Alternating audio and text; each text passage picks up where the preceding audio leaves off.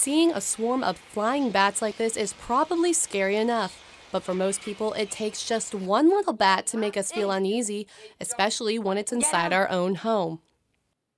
Get him!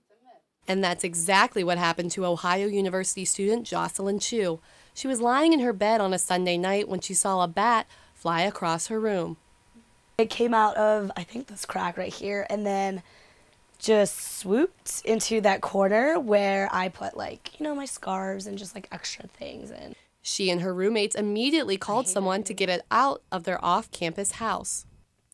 Chris Prater has been removing bats and other unwanted critters from homes for 15 years.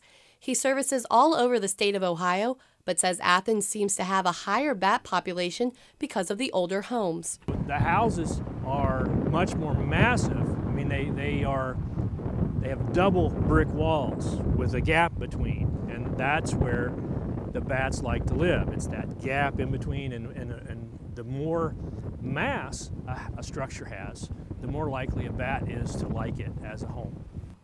Prater says he's seen a colony of more than 500 bats in an Athens residence.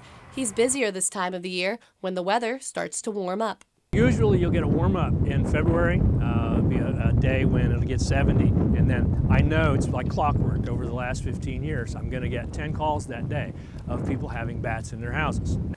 But Athens bats aren't limiting themselves to shacking up inside these old brick houses. They've made their way inside OU residence halls as well. One made its way inside Gammertsfelder Hall on the campus's east green. Sophomore Michelle Mora walked out of her room to find a bat in a screaming hallway of girls. Just this bat just laying right outside my door. And so my RA comes down, she's like, what's the commotion? Why is everyone screaming? University spokeswoman Katie Caranta said in an email that in 2014, 106 bats were removed from residence halls. She says it's usually just a single bat that finds its way inside through open windows. Students are offered to move to another room if they are unable to locate the bat, but Caranta says that rarely happens.